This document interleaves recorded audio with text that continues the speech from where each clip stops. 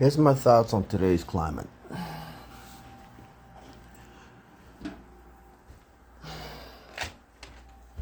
To call a trans woman an actual woman,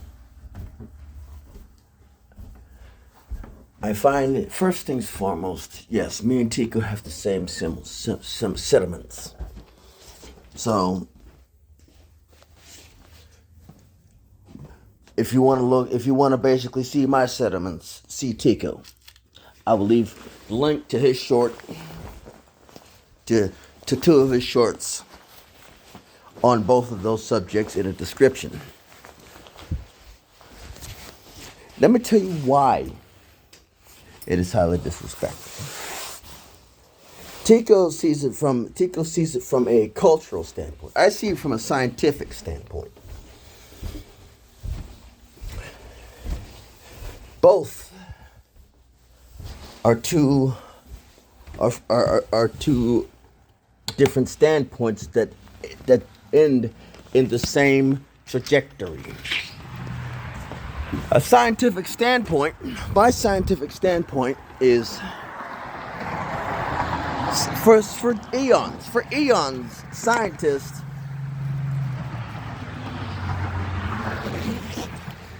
were always willing to put everything on the line. Their financial situation, their social status, their everything, their families, themselves. And what gets me is, none of these backyard scientists who are claiming that trans women are women are willing to put their social status, their financial status, their occupational status, and their freaking lives on the cutting table. Even like I said, if you go as far back, past the Renaissance era, past the Dark Ages, you would literally see people petitioning the king under threat of death and imprisonment. You know? Under threat of death and imprisonment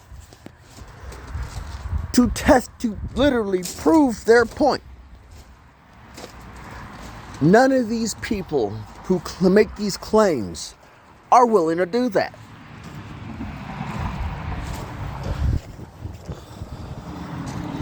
None of them. Not a single one of them.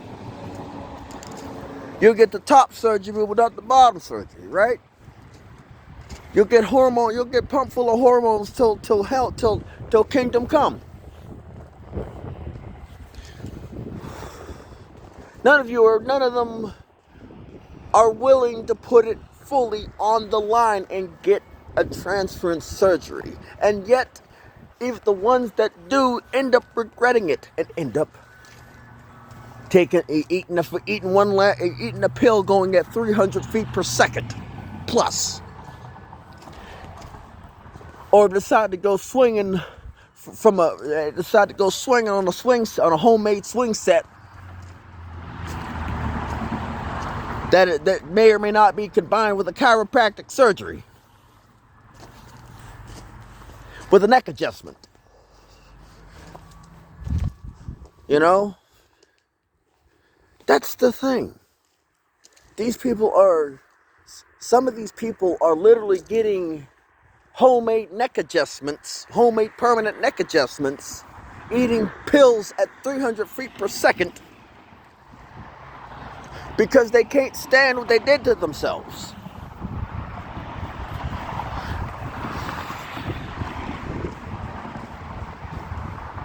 They put their body, those are the few that put their bodies on the line, only to regret it later on.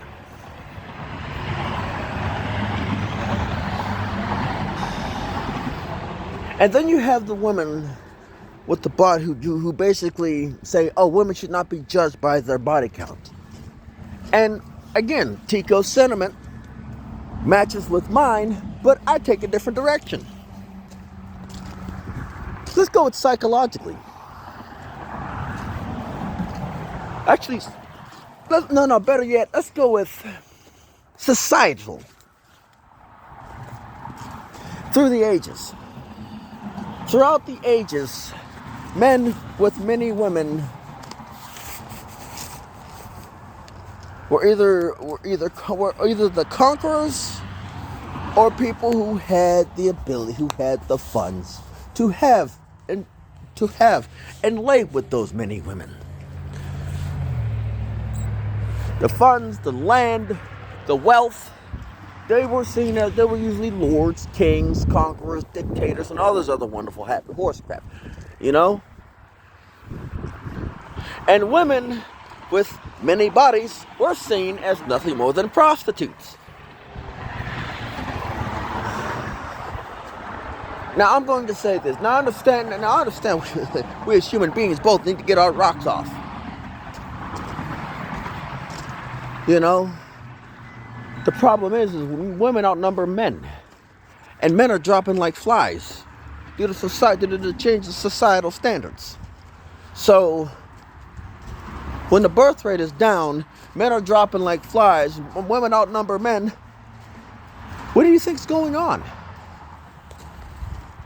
First things foremost, your body count, if your body count don't mean crap, right?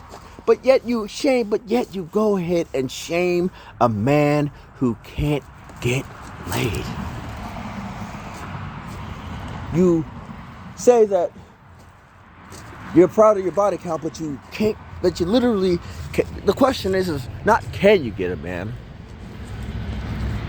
It's not only can you get a man, it's can you keep a man. It's not can you get a husband, it's can you keep a husband. You know? It's not can you get a man, it's can you keep a man. It's not can you get a husband, can you keep a husband. You can get as many men as you want, but you can't keep them. You ladies can't keep them. You literally get your rocks off and you throw them back into the pond, leaving a lot of these men devastated because they put so much time and effort into you, and you literally crap on them. And you wonder in your 30s why no man wants you. I don't, like I said, literally, I have accepted the fact that I'm dead, that I'm already dead, for a few reasons.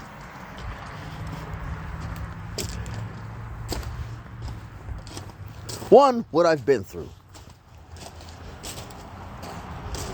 What I've been through.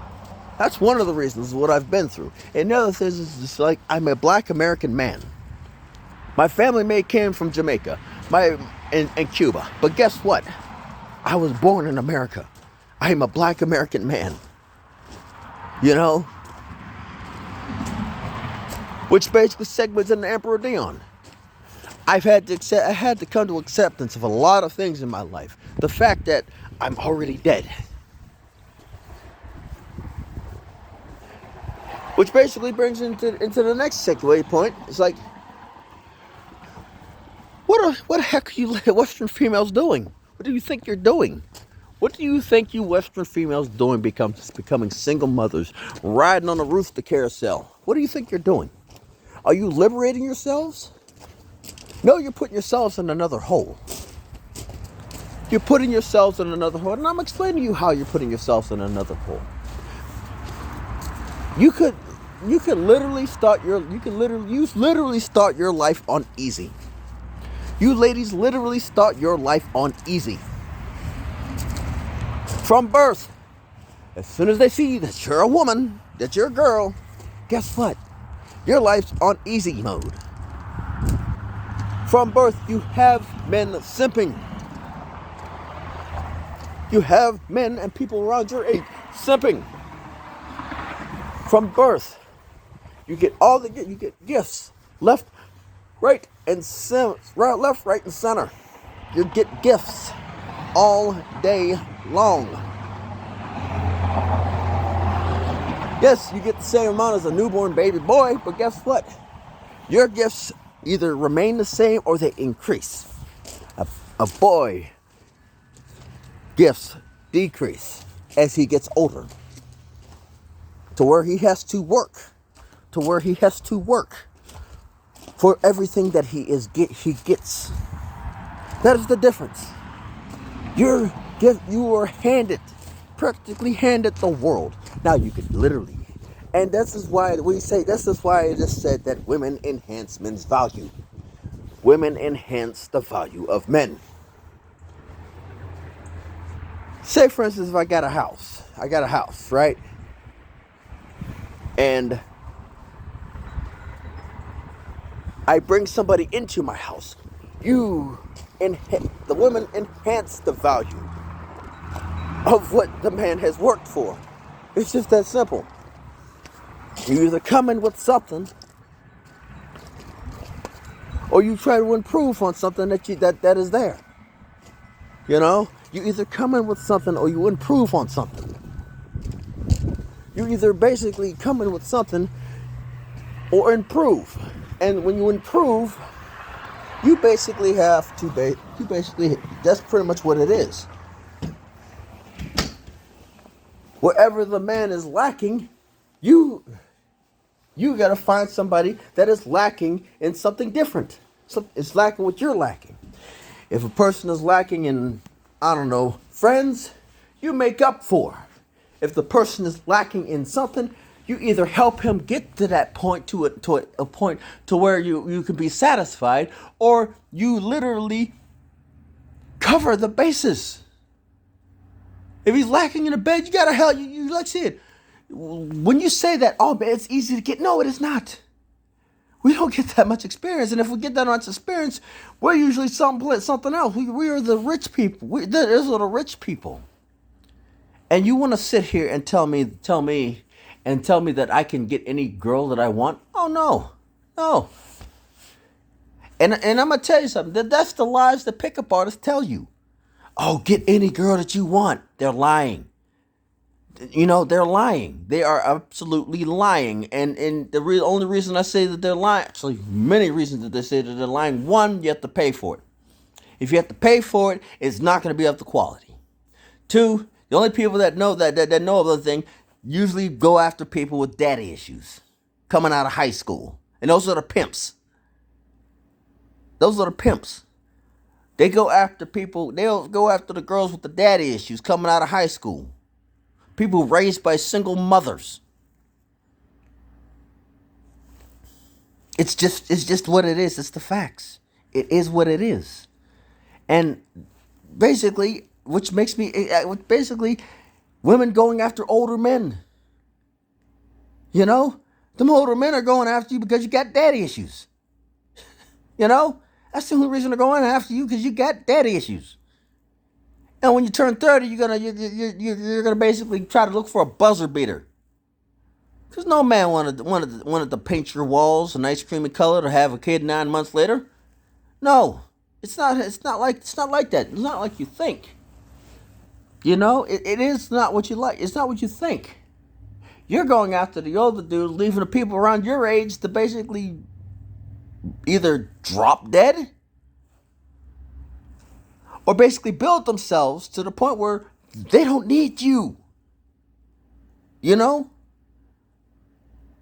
Because eventually men and women both get old. We both get old. We are human beings. We get old. It's just depends on where you want to be when you turn 30. Where do you want to be when you turn 35, 40, 25? Where do you want to be? Do you want to be as an older man's on a hole? Fleshlight? To be kicked to the curb when you turn 25? Or do you want to be succeeding? Do you want to have some sort of semblance?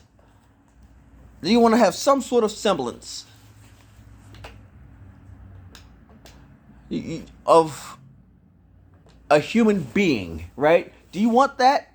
Or do you want to be used as a fleshlight? As a town bicycle? Because when you choose those lives, you're not gonna be happy. Because okay, great, you got this house, this car, nobody cares. Men do not care. It's just what it is. Men don't care. Men don't care about your house. Men don't care about your car. And the older they get, they don't care about your emotional needs. Because you have proven that you're not worth their time. Especially you try to get a man to wife you up at 30. When we know, we both know, and at the same time don't know where you've been. We both know and don't know at the same time where you have been. And it's very hard for you ladies to accept it. We don't want to be attached to where you have been. We don't want to be berated for your mistakes, for your psychological problems that you have developed from dating trash men. We don't want to bring your trash into our houses, into our domains, into our abodes. Either you got something that we want, or need, or you don't. I have lived my life under the impression, under the pretense, under the the pretense, the context of I've got nothing you want and you have nothing that I want. I've got nothing that you need, you have nothing that I need. It is what it is. It's the pretense. That's the first pretense that I lived my life. And later on, as I turned 30, as I got older to 35, I've lived my life under the understanding that I am already dead. I am the walking dead. There's no program, there's no course, there's no nothing that'll change that. And whatever courses that are out there, it's probably not for me. It's probably not for me. Whatever courses that are out there. It is what it is. I'm not going to shave for you unless I absolutely have to, unless it's long-term beneficial. Which is why for the longest time I was wolfing it. The only reason I'm freaking trimmed up right now is the simple fact that guess what? AR 670-1.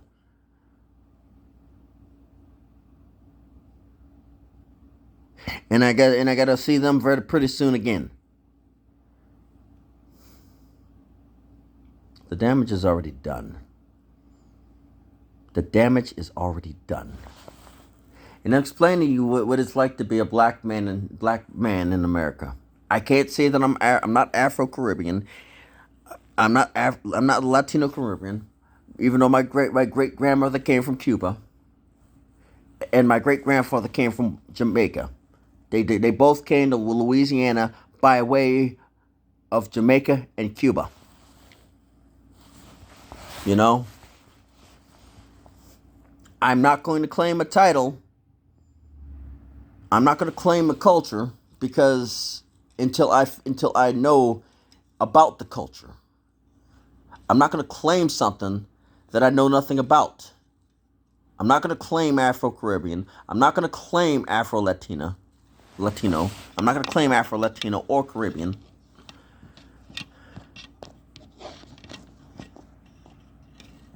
Because I can't.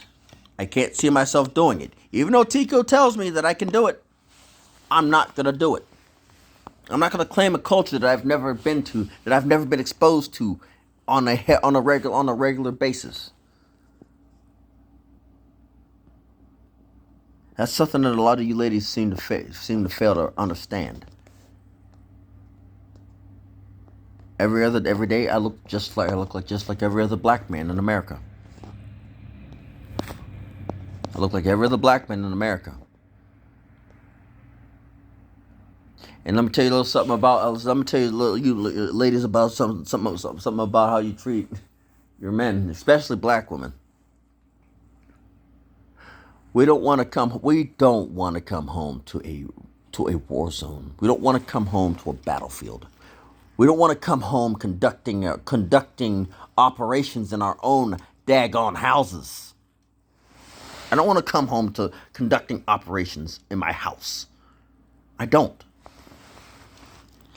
Unless something dire needs to be done, I don't want to conduct the operations. Unnecessary operations. I don't want to have ops in my house.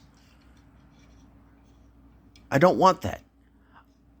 The house is supposed to be a place of peace, quiet, and relaxation. You know? And that is why so many black men are not dating. You know? So the divestment community is nothing more than a freaking joke. Oh, and one more thing, I'm not a part of the whole passport bros for anything of relationship status. I'm passport for business. Because I've been dead because I'm already dead. I am a walking corpse. For business and for me to be comfortable. I want to be comfortable, when I get old. I want to be comfortable when I get old. Somewhat comfortable. Because, and I'm going to tell you this much. A woman is not going to do it. I have lost faith in women a long time ago. Before I was red-pilled. Before I was acknowledged as red-pilled or MGTOW, I lost faith in women, especially Western women. So, with all due respect, Filipina P, I want to believe you. I really do.